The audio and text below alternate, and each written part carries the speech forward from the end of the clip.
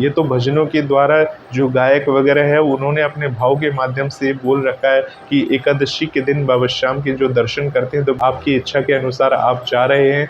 मेरा काम था आप तक ये सारी बातों को पहुंचाना, आप सभी को बताना।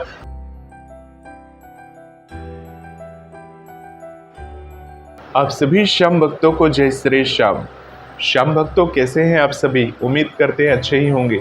श्याम भक्तों, आने वाली जो एकादशी है वो पुत्रदा एकादशी है और जैसे कि आप सभी को पता है कि जिस प्रकार से नाम से ही प्रतीत हो रहा है पुत्रदा एकादशी, यानी ये जो एकादशी है अपने बच्चों के लिए किए जाते हैं। अगर आपके पास बच्चे नहीं हैं और अगर आप इनका व्रत करते हैं तो हो सकता है भगवान विष्णु की असीम कृपा आपके ऊपर बन जाए, बाबा श्याम की कृपा आपके ऊपर बन जाए। अपने घर में पूरे समृद्धि के लिए, अपने घर परिवार की सुरक्षा के लिए आप एकादशी के व्रत को कर सकते हैं, जिससे भगवान विष्णु की असीम कृपा आपके ऊपर बनी रहती है। तो देखिए श्याम भक्तों, पुत्रदा एकादशी जो है वो साल में 2 बार आती है। एक बार आती है पौष शुक्ल पक्ष में जो कि दिसंबर या जनवरी के महीने में होता है, और एक जो होती है वो सावन महीने में आती है। और सावन महीने के शुक्ल पक्ष की एकादशी को हम पुत्रदा एकादशी कहते हैं। सावन महीने की पुत्रदा एकादशी आने वाली है और इस एकादशी का व्रत का पारण क्या होगा, व्रत की तिथि क्या रहेगी, वो सारी मैं इस वीडियो के माध्यम से आपको बताने वाला हूँ।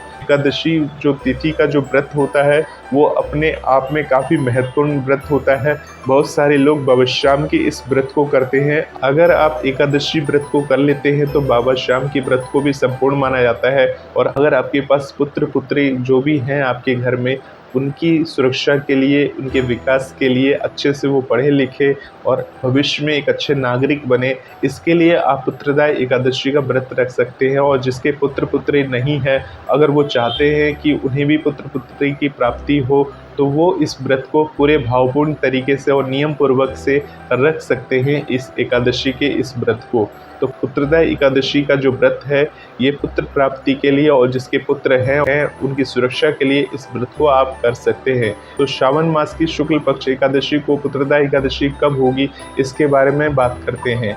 पुत्रदा एकादशी की जो तिथि है वो 26 अगस्त 2023 को मध्य रात्रि 12:08 से लग जाएगी। यानी कहने का मतलब ये है 27 तारीख की सुबह 12:08 से स्टार्ट होकर आपको 27 तारीख की रात 9:32 तक ये एकादशी तिथि रहेगी। यानी जो व्रत जो होगा वो 27 तारीख की होगी पुत्रदा एकादशी की, और जो व्रत का पारण होगा वो 28 तारीख की सुबह 5:58 से लेकर सुबह 8:31 तक इस व्रत को आपको पारण कर लेना है किसी भी स्थिति में। तो इस प्रकार से आप पुत्रदा एकादशी का व्रत कर सकते हैं और ये व्रत अपने आप में संपूर्ण व्रत है। इससे आपकी वंश वृद्धि होती है और उसके साथ साथ आपकी पुत्रों की रक्षा होती है। तो आप इस व्रत को इस दिन कर सकते हैं। इस बार की जो पुत्रदा एकादशी है वो रविवार के दिन पड़ रही है। अगर आप बाबा श्याम के मंदिर उस दिन जाना चाहते हैं तो काफ़ी भीड़ होगी, अत्यंत भीड़ होगी। तो क्या करें, क्योंकि उस दिन व्रत भी है एकादशी का और ऊपर से बाबा श्याम के दरबार में गए तो आप सभी को जैसा कि पता है एकादशी और द्वादशी के दिन मंदिर में काफ़ी अत्यधिक भीड़ होती है। और जिस दिन एकादशी तिथि पड़ रही है, पुत्रदा एकादशी तिथि पड़ रही है, उस दिन रविवार भी है, यानी कि छुट्टी वाला दिन है और ऊपर से एकादशी भी है। तो आप समझ सकते हैं कितना अत्यधिक भीड़ होगा मंदिर में। तो इसलिए आपको मंदिर जब भी जाएं तो संभल के जाएं, ध्यान रख के जाए। ऐसा नहीं है कि बाबा श्याम के दरबार आप उस दिन नहीं गए तो बाबा श्याम आपसे क्रोधित हो जाएंगे, ऐसी कोई बात नहीं है।